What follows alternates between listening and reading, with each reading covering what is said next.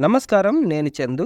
జీవనాధార ప్రకృతి. ప్రకృతి జీవరాశికి మాతృక, సౌందర్యానికి ప్రతీక, మానసిక ఉల్లాసానికి నిలవు, ఖేదపడిన మనసుకు ఓదార్పు, అంటే గాయపడిన మనసుకు ఓదార్పు, ఉద్వేగానికి నిర్వేదానికి ఉపశమనం, కృత్రిమ జీవితం నుంచి ఆట విడుపు. ప్రకృతి మనిషిలో జిజ్ఞాస రేకెత్తిస్తుంది, అన్వేషణకు స్ఫూర్తినిస్తుంది, కవులకు కళాకారులకు ప్రేరణ కలిగిస్తుంది. చిత్రంలోని ప్రకృతి కంటిని ఆహ్లాదపరుస్తుంది, సహజ ప్రకృతి పంచేంద్రియాలకు అనుభూతినిస్తుంది.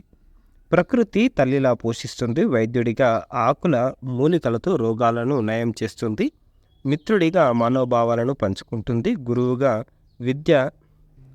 విద్యను నేర్పుతుంది. అభ్యసించే నైపుణ్యం ఉంటే గడ్డిపరక నుంచి హిమగిరి వరకు ఏదో ఒక గుణాన్ని, జీవన విధానాన్ని నేర్చుకోవచ్చు. దేవతలకు, రాజులకు, ఋషులకు కూడా గురువైన దత్తాత్రేయ ప్రకృతిలోని ప్రతిదీ తనకు గురువే అంటారు. ఒకప్పుడు గురుకుల విద్య ప్రకృతి ఒడిలో జరిగేది. ప్రకృతి ఒడిలో పెరిగిన పశు పక్షాదులకు కృత్రిమ వాతావరణంలో పెరిగిన వాటికి భేదం సుస్పష్టం.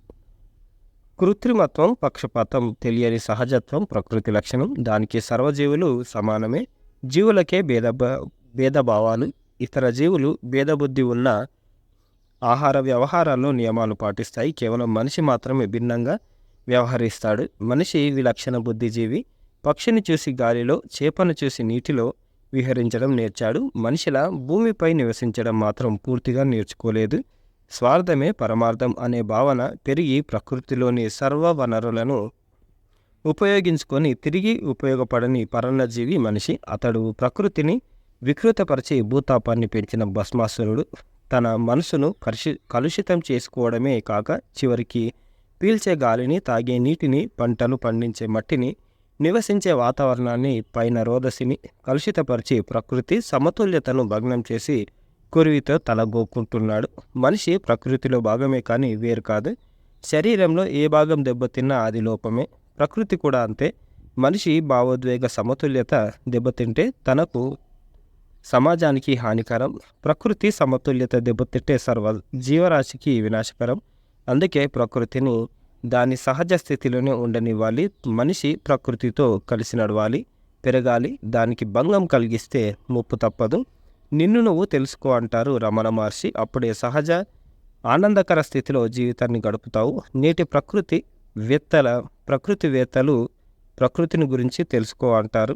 నైసర్గిక ప్రకృతిని అర్థం చేసుకుని దానికి మానవ ప్రకృతిని సమన్వయం చేసుకుంటే ఈ ప్రపంచంలో ఎలా నడుచుకోవాలో అర్థమవుతుంది. ప్రకృతిలోని పంచభూతాలు సృష్టికి మూల రూపాలు, శక్తి స్వరూపాలు, ప్రాణానికి ఆధారాలు. ప్రకృతిలోని చెట్టు, పుట్ట, గుట్ట, నదీ నదాలు కూడా భారతీయులకు దైవ స్వరూపాలే.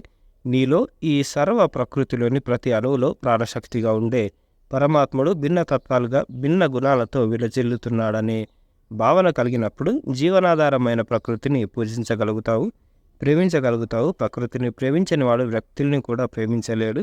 పర్యావరణాన్ని, ప్రకృతిని నీవు రక్షిస్తే నిన్ను ప్రకృతి రక్షిస్తుంది. అప్పుడే లోక సమస్త సుఖినో భవంతు అనే విశ్వ